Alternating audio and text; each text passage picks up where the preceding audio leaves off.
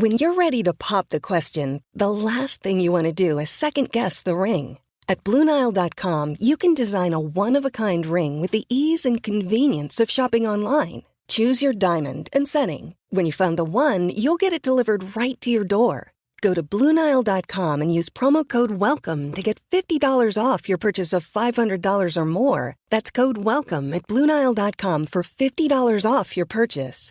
BlueNile.com, code WELCOME. Welcome to Haunting History, the podcast that reaches back into the past for the events that still haunt us today. Tales of true crime, mystery, and the macabre. And when we're lucky, the stories were history and the people who lived it and the paranormal meet. Now, who doesn't love a good ghost story, right? Welcome back to Haunting History Podcast. This is your host, Kat. And I'm Haley. And today we want to at least attempt to take your mind off all that's going on. We ourselves are overwhelmed with the ongoing health crisis, not only in our city, county, state, or nation, but we want to extend prayers and good vibes, whichever you want to receive, all across the world. We have listeners in every corner of the globe and want you all to know that you're not alone. We're all in this together, regardless of what your political beliefs are or what your thoughts are regarding the coronavirus. We all of us together. Amazon is hiring near you. Start as soon as 7 days. No resume or experience required. Earn an additional $2 an hour through April. Health and safety are a top priority with all of our roles and sites. Amazon is taking precautions in our buildings to keep people healthy. Learn more or find a job now at amazon.com/apply. That's amazon.com/apply. Amazon is an equal opportunity employer. Are going through the uncertainty, fear, and concerns, whether it's the virus itself, which for me, As a hypochondriac, can you just imagine what my brain is doing? I mean, it's constant. Let me tell you what is going on. Go ahead. Tell them what's going on. If we leave the house, which is basically never now, we have to undress in the garage before we're allowed to step foot in the house, including shoes. And we have to get into the shower, washing our hair, even if you've washed it that morning, which girls... You're not supposed to do that to your hair, but mom doesn't care. I don't care. I don't care. Do you know how many viruses are on like your shoes anyways? I mean, just in general. Okay, but if you literally spray us down with Lysol. I don't and then spray you make down us with walk Lysol. through Stop Lysol it. again. No, I don't do then that. There's nothing Stop on acting us like I do that. I don't do that. You literally said grab the Lysol and spray dad down before he gets to the house. Were your literal exact words. Well, because he's gross. Okay. Boys don't wash their hands enough. Like they just don't. And he thinks half of this is like I'm being paranoid. And I don't care. I don't care. I don't care what the Postmates man thinks of me when I told him to just leave it there and walk away. I don't care. I mean, at least I'm ordering Postmates. I tipped him well. Okay. I don't care. I'm being safe. And it's hard to know. Well, I saw that thing, and I don't know if I told you this, that the meme about the virus being like glitter on your hands. Yes, you said it 800 times, and every time we talk to someone on the phone, you also say it. Well, because I'm trying to educate people. Okay. I don't care. I don't care. We're being safe. But having said that... Are you not going to tell them about the glitter? No, well, they can Google... Go ahead and Google coronavirus glitter, and it'll show you what it means. But it's like how glitter sticks to your hands, and then you touch a glass. And then I leave the glass on the counter, and then Haley picks up the glass to put it in the dishwasher. So now the glitter's on her. So it kind of just helps you think more. I mean, maybe obsessively like me. I don't know. I'd be interested. I want to know what people are doing. Are people being obsessive like me? I mean, I don't want to get in a debate about it, so don't post if you don't agree at all. But I mean, I'm curious how obsessive people are being. I'm not spraying people with Lysol, so stop it. Okay. I sprayed his shoes with Lysol. Stop. Okay. All right. Whatever. But whether the virus itself is concerning you or financial worry, like it is in our house, we went from 3 working adults to 1, which is me. I'm very blessed to get to work from home. Although if my husband comes into my office again to show me a video of what the dogs did in the next room, I might quit. He's very bored. He's very bored. He needs things to do. So he videotapes and takes pictures of the dogs. Which, by the way, we have a foster dog. So I want to encourage people to do that too. If you have the ability to foster an animal during this crisis that we're going through, it is the most rewarding thing in the world. It is amazing to have I mean, we were lucky. We have Fred, and we'll post a picture of Fred on our Instagram, but we were lucky with him. He's not crazy. He's such a good puppy. But I would love to encourage people to reach out to rescues and shelters and see if you could foster a pet during this entire time. But the other thing I want to do, I want to say a special hi to Anna. We call her our first fan.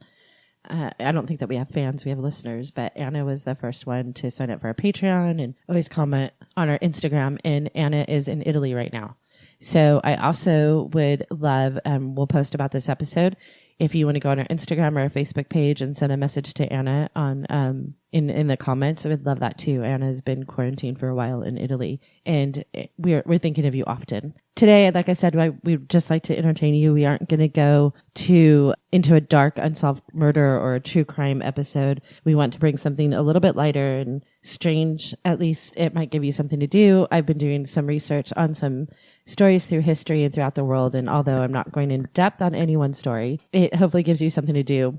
If you want to go in depth on any of these stories and tell a deeper story, you feel free to write an entire episode. If you want to send us an episode on one of the strange stories we're doing today that goes deeper into what I'm going to be telling you, by all means, spend your quarantine time writing us a script and we'll do an entire episode on one of these stories, right? Sure. The first one, and I tried to kind of go across the globe and find different stories. The first one is out of England, and I'm just going to go straight into the story. One day at harvest time, the villagers of Woolpit in the county of Suffolk discovered two children, a boy and a girl, brother and sister.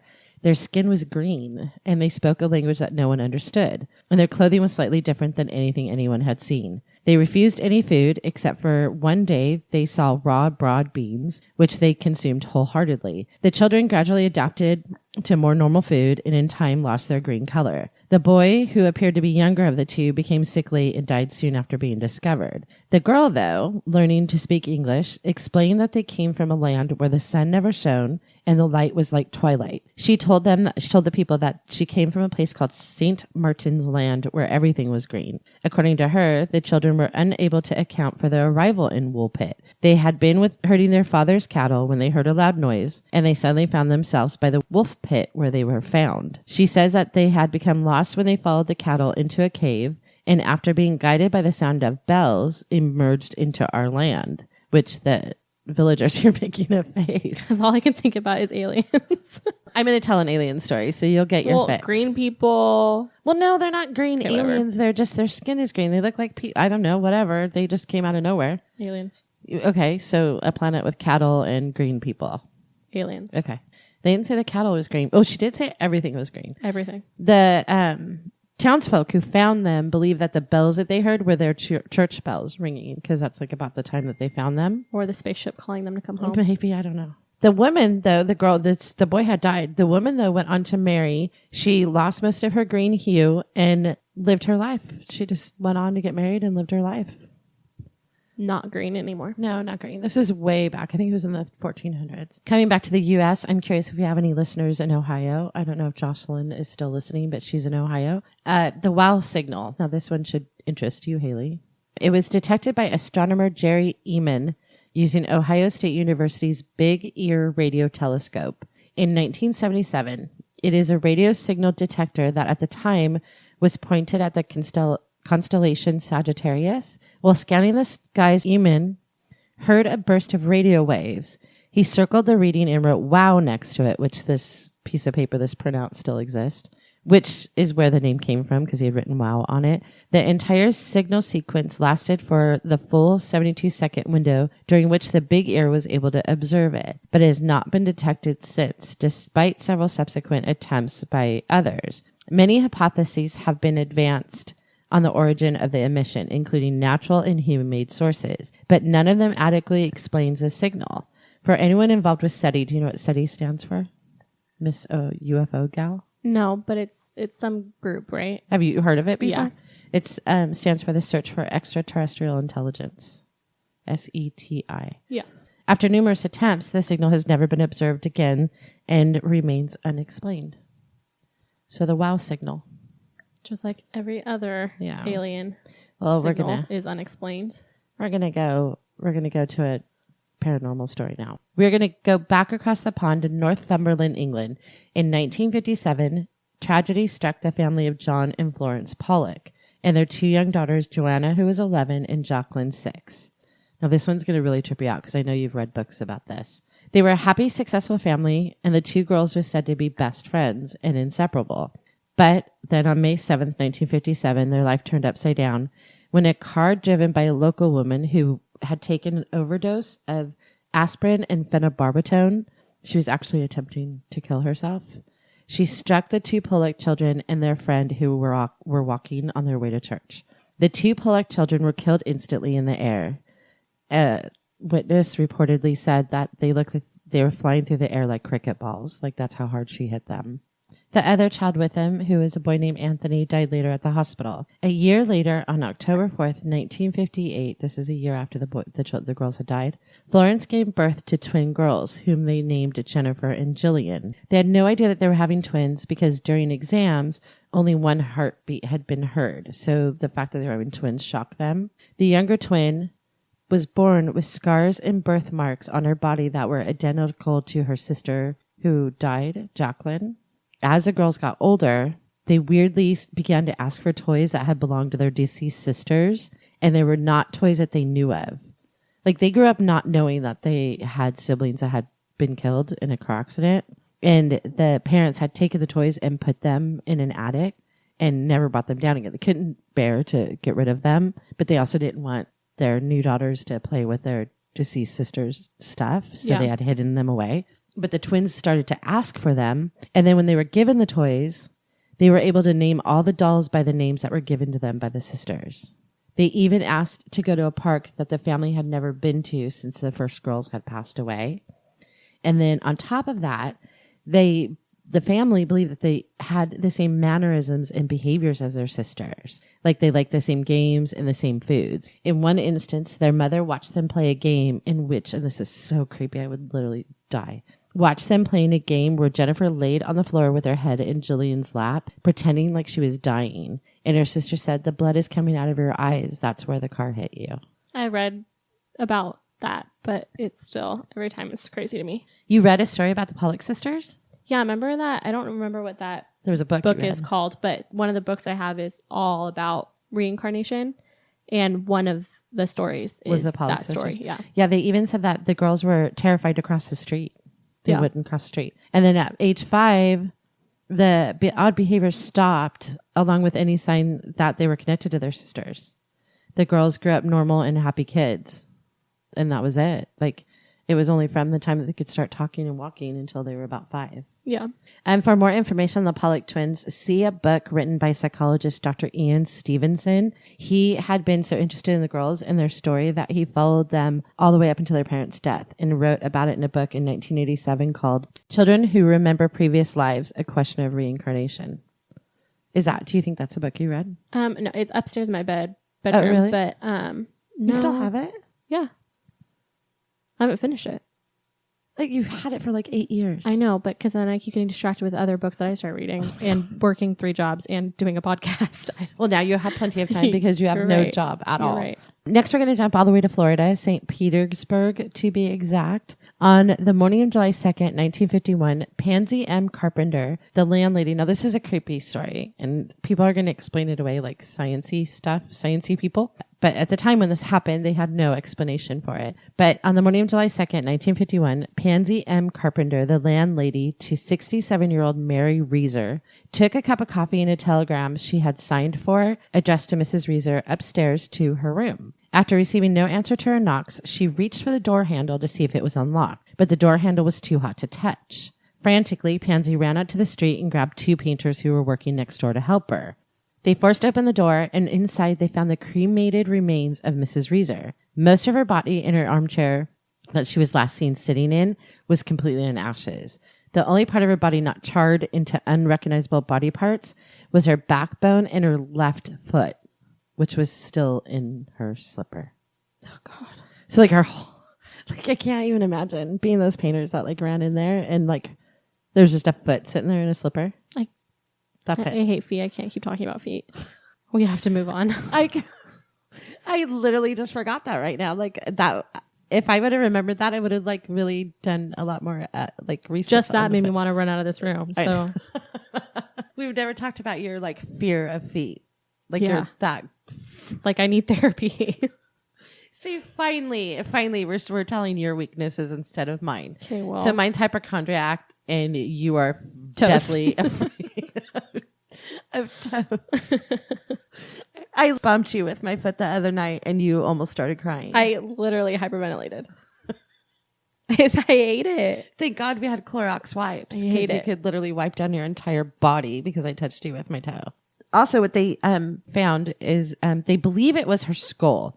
Now, I read further evidence that said that what they thought was her skull may not have been her skull, but at the time they believed it was her skull that they found, and it was shrunken to the size of a teacup. But they figured out later that maybe it wasn't her skull at all, that it was maybe part of her spine that had like, I don't even want to go into it, but had like curled into itself and kind of, okay. Not following. They thought it was her skull, but it didn't make sense that it was her skull because it was shrunken to like the size of a teacup. Mm-hmm. So later, as people went back over the years and investigated it more and did more research, they figured out that that might not have been her skull. It might have been like a part of her spine that had like burned and curled up and kind of formed into a ball. Is that possible? I don't know. I said sciencey. I don't know. I'm not a sciencey person. The local police launched an investigation that became so bizarre and so far-reaching that the then President Harry S. Truman got involved, and J. Edgar Hoover sent a team of FBI investigators. The investigators found that although her body was cremated, clearly from the fire, the rest of the room was unaffected for the most part. Only a few appliances had damage, and a socket had melted that had stopped her clock around 4 a.m., and police were baffled that a fire that caused so much damage to Mrs. Reeser, the temperature had been estimated about 3,000 degrees Fahrenheit, could leave the rest of the house pretty much intact. The website anomalyinfo.com says that experts pointed out that a temperature of 2,500 degrees is necessary for a thorough cremation. Not enough heat caused by a cigarette, and that the electrical outlet that melted after the fire deemed was not the source. An FBI pathologist tested a carpet sample for any accelerant such as gasoline, but found none. Some suggested that there was a lightning strike, and there was no lightning detected. After many weeks of the investigation, it was ruled that her death had been due to the Wick effect. Have you heard of that? No. Which I had to look it up on Wikipedia myself, and this is what it says. The Wick effect theory says a person is kept aflame through his or her own fats after being ignited, accidentally or otherwise. The clothed human body acts like an inside-out candle with a fuel source, human fat, inside, and the wick, the clothing of the victim, on the outside. Hence, there is a continuous supply of fuel in the form of melting fat seeping into the victim's clothing. Fat contains a large amount of energy due to the presence of long hydrocarbon chains. Ew.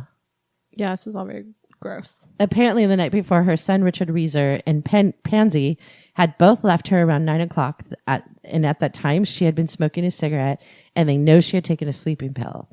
So did Mary Reiser spontaneously combust, or was their scientific reasoning correct? And it doesn't seem like we'll ever know for sure, because now that they have more advanced technology, like the evidence is gone.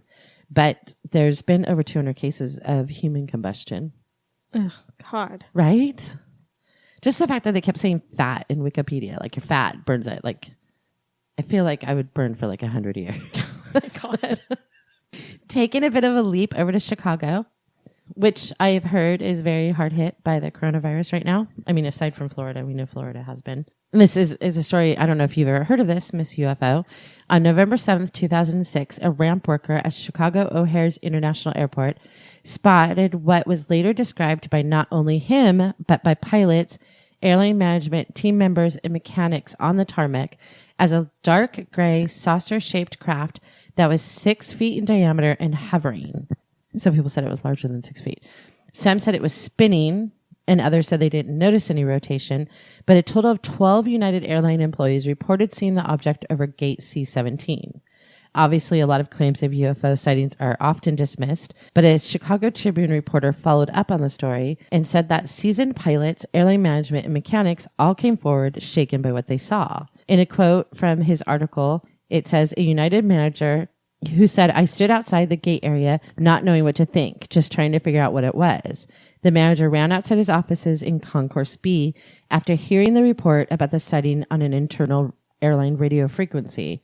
I knew no one would make a false call like that, but if somebody was bouncing a weather balloon or something else like that over O'Hare, we had to stop it because it was very close proximity to our flight operations. And then I went to the MUFON website. Remember Peter Davenport from our MUFON, our episode on Phoenix Sites? Yep. I went over to see what he had to say about it, and I highly recommend people go to the MUFON.com website and search the O'Hare Airport. It says, several independent witnesses outside of the airport also saw the object. One described a blatant disc-shaped craft hovering over the airport, which was obviously not clouds. According to this witness, nearby observers gasped as the object shot through the clouds at high velocity, leaving a clear blue hole in the cloud layer. According to the Chicago Tribune's John Helkovich, who is the one who wrote the article, the disc was visible for approximately 2 minutes and was seen by close to a dozen United Airlines employees, ranging from pilots to supervisors, who heard the chatter on the radio and raced outside to see it. So far, no conclusive photographic evidence of the UFO has surfaced, which that bothers me. Weren't there cell phones in 2006? Yeah. So why does no one have pictures? I don't know. Well, actually, the cell phone I had in 2006 didn't have a camera. It didn't have a camera at all? No. Your little pink flip phone? No, it didn't even have a front face on it, remember? But it seems like they still always had camera. It still had a camera. It did not have a camera. Really? Yeah. Anyways, they've never had a photograph of it. Apparently there was one United Airline pilot who had a digital camera at the time and may have photographed the event, but no one's ever seen it. Both United Airlines and the Federal Aviation Administration first denied that they had any information on the O'Hare UFO sighting until the Chicago Tribune, the writer, which was investigating the report, filed a Freedom of Information Act. You know what a FOA or FOIA is? Mm-hmm. He filed a request. The FAA then ordered an internal review of air traffic communication tapes to comply with the Tribune's request, which subsequently uncovered a call by the United supervisor to the FAA manager in the airport tower concerning the UFO. The FFA stance concludes that the sighting was caused by a weather phenomenon and that the agency would not be investigating the incident. UFO investigators have pointed out that this stance is a direct contradiction to the FAA's mandate to investigate possible security breaches at all American airports, such as this case, an object witnessed by numerous airport employees and officially reported by at least one of them, which they think it was more like 12, hovering in plain sight over one of the busiest airports in the world. Many witnesses interviewed by the Tribune were apparently upset that the federal officials declined to further investigate the matter. Journalist Leslie Jean talked about the O'Hare sighting when she was promoting her book called UFOs, and I was going to tell you probably should read this book. UFOs, Generals, Pilots, and Government. It sounds kind of like a good book. Yeah, sounds interesting.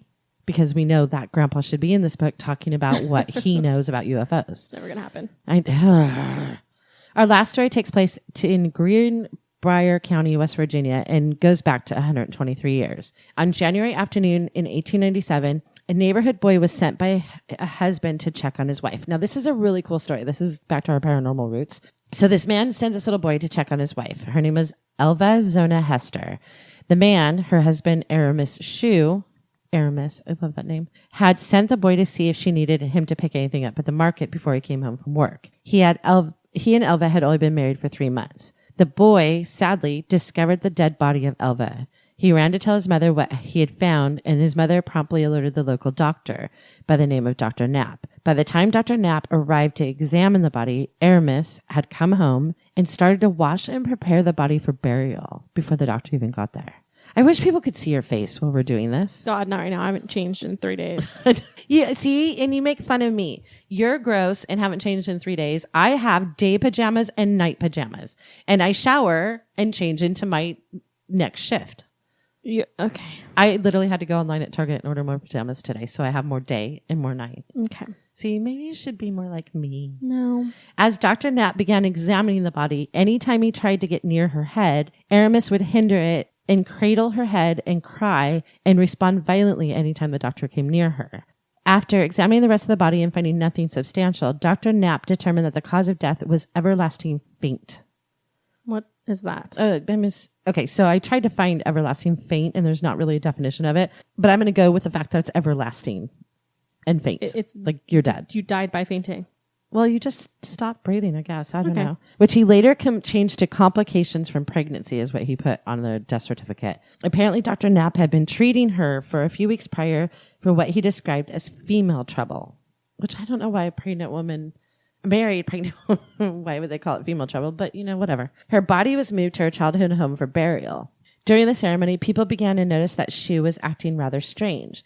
He was obsessing with her head and neck and wrapping her in a scarf that didn't match her dress. He insisted it was her favorite scarf and placing excess pillows around her head, claiming that he wanted her to rest comfortably. Most of the guests chalked it up to grief except for one, Elva's mama, Mary Jane. Elva's mother had never liked Shu and was convinced it had something to do with her death, even though there was no evidence for that. Well, because he washed her. Like a crazy person. She began praying for several weeks, and this is what she said, thinking she would hear or learn something. When she did, a month after the funeral, she claimed that Elva's ghost had appeared to her in dreams 4 nights in a row, telling her that her husband had choked her and broke her neck. And the reason was that he believed that she had not made any meat for dinner. The mother, Mary, told the local prosecutor what happened, and even though he was skeptical about trying to prosecute a case based on a dream and a ghost, he decided to at least talk to the doctor because the mother was so insistent. Like, my daughter came to me and said her husband killed her. So he went and talked to the doctor. He then learned the doctor had not been able to examine the victim's neck or head. So he decided to reopen the case. An autopsy, which they exhumed her and did an autopsy, showed that the first and second vertebrae in Hester's neck were broken and that her windpipe was crushed. There were also finger marks on her neck indicating that she had been strangled. When the case went to trial, Mary Jane, the mom, serving as a prosecution star witness, Preston tried to not bring up the ghost dream, thinking that the defense would tear her apart and make her seem like an unreliable witness. But to his surprise, when the defense brought it up, the jury was actually receptive. They believed the mom, and they believed that the girl came to her and told her that her husband killed her. They convicted. It only took him an hour and 30 minutes to come back and give a guilty verdict on Aramis Shu. He was sentenced to life in prison and died in 1900 from measles and pneumonia. Mary wasn't the only deciding factor in the jury's decision, though. Shu hadn't been too charming and made a bad impression on them, and he had a history of domestic abuse and violence. But the case of the Greenbrier ghost was the first time ghost testimony came into play in a murder trial. Has it ever since? I can't find. It's a first time, so there must be other instances. So maybe that's something that maybe we'll look into that. Find out how many times a ghost could help. I mean, I doubt it. No, I'm sure there's other times. The jury believed her. They didn't think it would. From green kids to UFOs and ghosts, this world is full of strangeness. Much like what we're going through now is strange and unsettling. We can always choose not necessarily what we go through, but how we go through it. Remember, kindness goes a long way. Check on a neighbor, call a friend, or recommend a podcast. Thank you for listening to this episode of Haunting History Podcast. We love hearing from you, so be sure to follow and comment on Facebook and Instagram and Twitter at Haunting History Podcast. And don't forget to subscribe, rate, and review wherever you listen to all your favorites. Visit our website at hauntinghistorypodcast.com for more information on each episode and links to our Patreon page and all our social media platforms. Until next time, I'm Kat. I'm Haley. And remember, the living are far scarier than any ghost.